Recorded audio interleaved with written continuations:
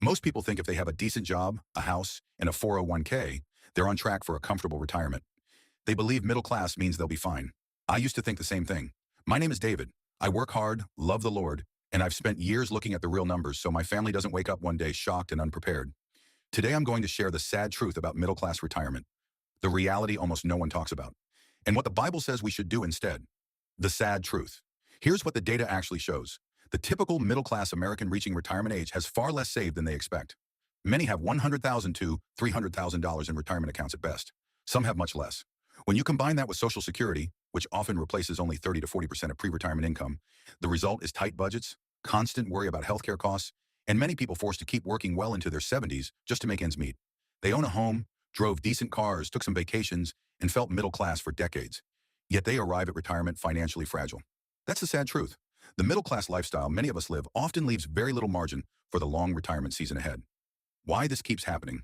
Middle-class families usually spend almost everything they earn. Raises get absorbed into bigger houses, nicer cars, better vacations, and we deserve it purchases. They delay aggressive investing or assume something will work out. They never build real margin. They treat every extra dollar as spending money instead of seed money for the future. Proverbs 21:20 says it plainly, "The wise store up choice food and olive oil, but fools gulp theirs down." Too many of us have been gulping down our income year after year. We upgraded our lifestyle with every raise instead of building the nest egg we'll actually need when the paycheck stops. The hidden cost. When retirement savings are low, you don't just have less money, you lose freedom. You may have to keep working longer than you want. You may cut back on healthcare, giving, or simple enjoyments. You may even become dependent on family or government assistance in ways that hurt your dignity. That's not the abundant life God calls us to. Luke 14:28 gives us the wisdom many ignore. Suppose one of you wants to build a tower. Won't you first sit down and estimate the cost to see if you have enough money to complete it? Retirement is that tower. Most middle-class families never sit down and run the real numbers. They just hope the calendar and Social Security will solve everything. Proverbs 22:7 warns, "The rich rule over the poor, and the borrower is slave to the lender." Carrying debt or living with no margin into retirement turns what should be a season of rest into continued bondage.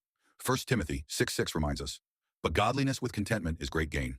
The lack of contentment while working, always needing more, upgrading, keeping up with others, is one of the biggest reasons middle-class families arrive at retirement stressed and underprepared. This is how I'm responding. Seeing this reality changed how I live today. Here's exactly what I'm doing. I calculate my real retirement number, what I actually need to live on, not what the average middle-class person has. I live well below my means on purpose so I can aggressively invest every extra dollar.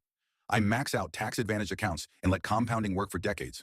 I treat every dollar as something God entrusted to me for faithful stewardship, not automatic lifestyle upgrades. I pray regularly for contentment and wisdom so I don't fall into comparison or spending traps. I build real margin and avoid foolish debt so retirement can be a season of fruitfulness instead of survival. It's not flashy. It won't impress people on social media, but it brings real peace. Philippians 4:11-13 teaches us to learn contentment in any situation, knowing we can do all things through Christ who strengthens us. Final encouragement.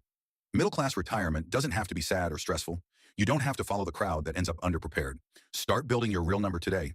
Live below your means. Invest consistently and early. Pray for wisdom and contentment. Trust God's provision instead of hoping the system or average will save you. The decisions you make in your working years will determine whether your later years are marked by peace and fruitfulness or stress and survival. If this video opened your eyes to the sad truth about middle-class retirement and what you can do differently, hit like, subscribe, and turn on notifications. Drop a comment below. What's one step you're taking right now to improve your retirement outlook? May the Lord give you wisdom, diligence, contentment, and clear vision as you steward what He has entrusted to you. Shalom.